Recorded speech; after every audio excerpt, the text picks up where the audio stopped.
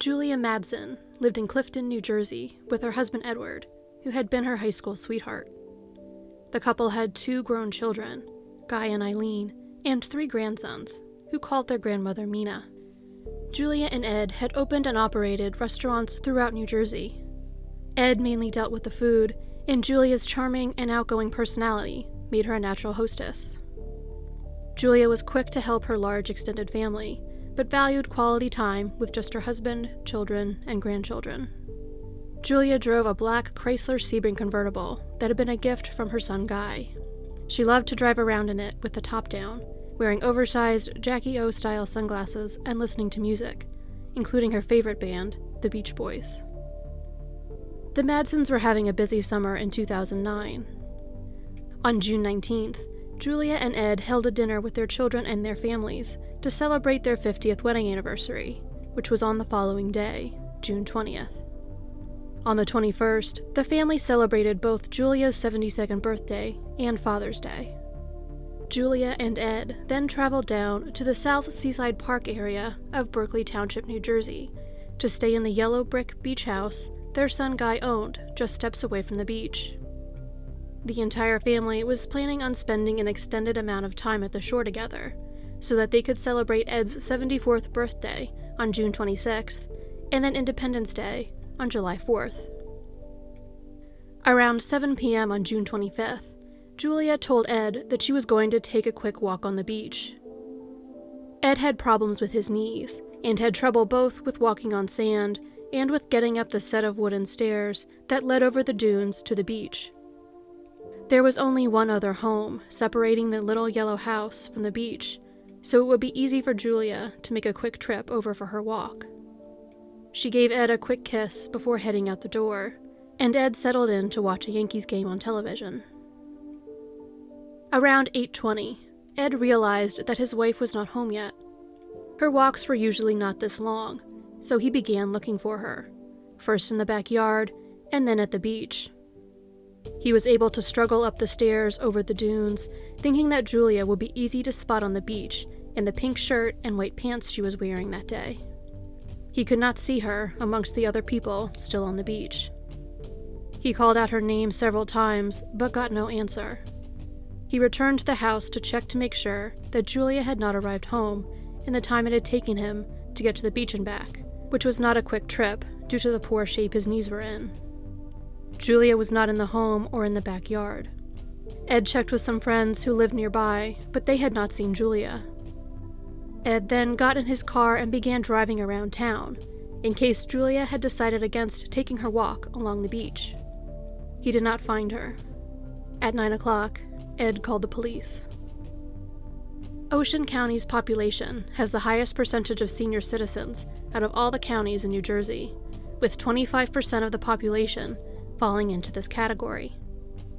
Many people dream of retiring by the ocean, and there are dozens of retirement communities and nursing homes along the coast.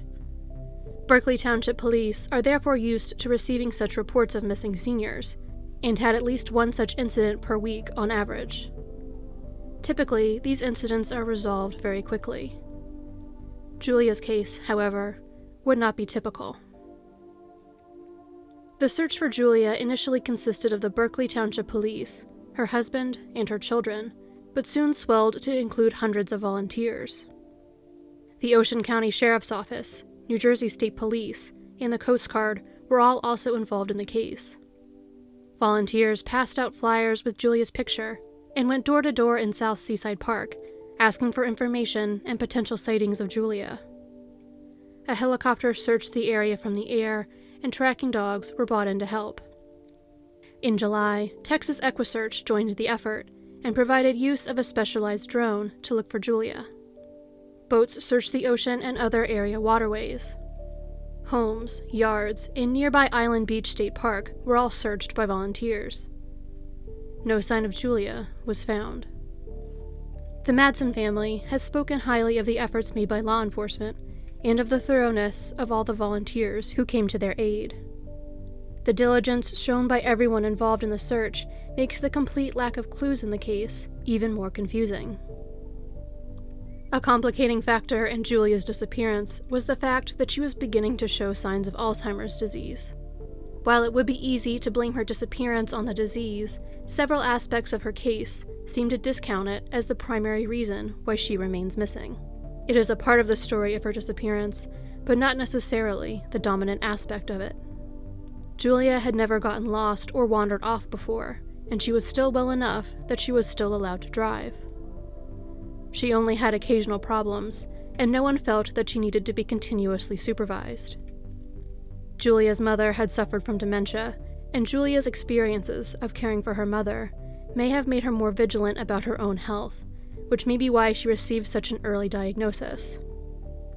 It is possible, though, that her symptoms worsened and she had an episode related to her Alzheimer's after she left home on the night of June 25th.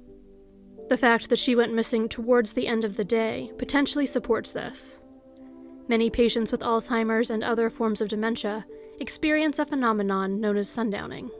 Their symptoms, like agitation and confusion, become worse in the late afternoon and early evening. It is not fully understood why this happens.